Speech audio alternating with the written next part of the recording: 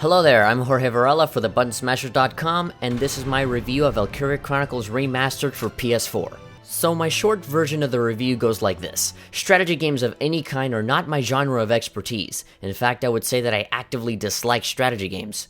With that said, I would like to say that Valkyria Chronicles Remastered is a really good game. I struggled a lot at the beginning, and even hated it, but before I knew it, I couldn't stop playing. It was an incredible amount of fun, and I highly recommend it for people like me who are not really into strategy games at all. Now, my long version of the review goes like this. I remember playing a demo for Valkyria Chronicles on PlayStation 3 a long time ago and enjoying it quite a bit. That fact is pretty surprising, considering how I'm usually not prone to enjoying most strategy games at all.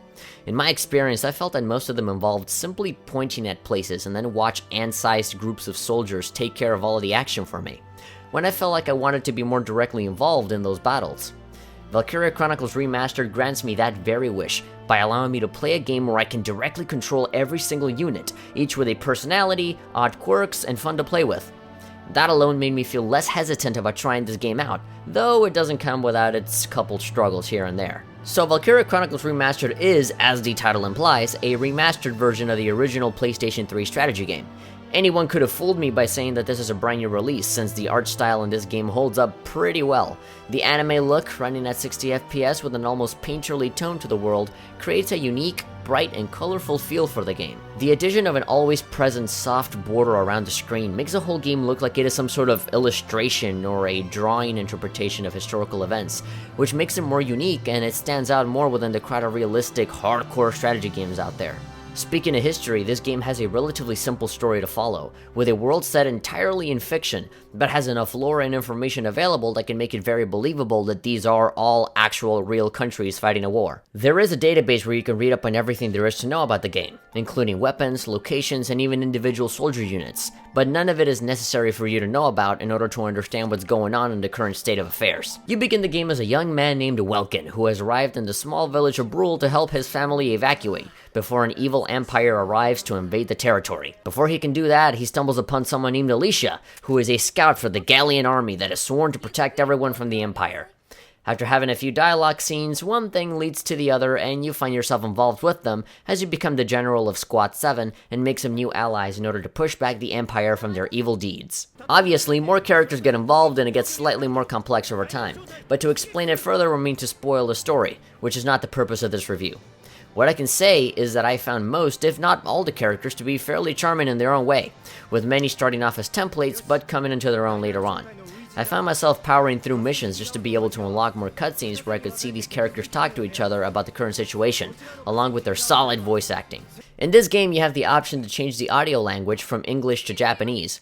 Though I spend most of my time playing it in Japanese out of personal preference, I can safely say that both language settings are competent and very well performed. I was having a difficult time trying to decide on what language to stick with, but knowing how well the characters were casted, I thought it was a good problem to have. Speaking of good problems to have, after finishing a couple of missions, you quickly get access to many features that will help you dominate the battlefield, such as a room that will allow you to recruit people into your squad. All of these people have names, voices, and odd passive abilities of their own, making most of them fairly unique even though they aren't fully fledged story characters. For example, you can come across someone that has a desert allergy, but is also an expert at destroying tanks, or you could find somebody that is a great sniper but hates feeling lonely. Knowing all of these character traits, you'll have to strategize accordingly and see which people are fit for certain jobs inside certain environments, while also balancing out the advantages and the disadvantages. It sounds like a lot of work, but it turned out to be a really fun thing to come back to this room after a mission to see if there were any new people to take in that could help me. Outside of that, most other rooms contain very typical weapon upgrades, class upgrades, and they're all obtained through experience points and money gotten from doing missions, which leads us to the true meat of the game. After you have garnered a massive team, you can set out to either complete skirmishes, special side missions made for this remastered edition, or just continue on with the regular story campaign. All of these missions can vary from shooting down a particular unit or taking over territory. Different territories, along with tanks, weather changes, and story-related events will add to the challenge of completing your goals. And believe me, it is challenging. I don't know if my inexperience in strategy games adds to the difficulty, but I thought that this game was very hard, and it only got harder the further I progressed. There was never a single moment, save for a few lucky flukes, where I didn't have to replay the same level at least 2 or even 3 times because of how much my missions went south very quickly. Though I really hated my time with it at the beginning, almost none of it was the game's fault. Almost. I say almost since there are a couple things that really do bother me about the gameplay. For example, I find it incredibly annoying that they do the whole Persona 3 and 4 thing, in that if my tank-driving leader of the group gets killed, I guess everybody else in that same team just spontaneously combusts and they can't fight anymore, therefore I lose immediately. This wouldn't be so unfair if I could do the same for the enemy, but save for a couple missions, I can't. Most of the time, I have to protect my one tank from 2 or more other tanks, all coming my direction with a very limited amount of units at my disposal. In addition to that, the enemy seems to be calling for backup constantly, which adds to the frustration of killing an enemy only to have it be immediately replaced by someone else with full health. I guess this is where the whole strategy part comes into play, but as I said, this is not my area of expertise. And this is probably very common, but I can't deny my feelings and say that I wasn't having an awful time trudging through all of these parts of the game. I was having such a hard time that I was almost tempted to just look up all of the cutscenes online, since that was one of the reasons why I was still trying to pull through. Don't get me wrong, though it sounds like I'm really down on it, I actually had an enormous amount of fun with the majority of it.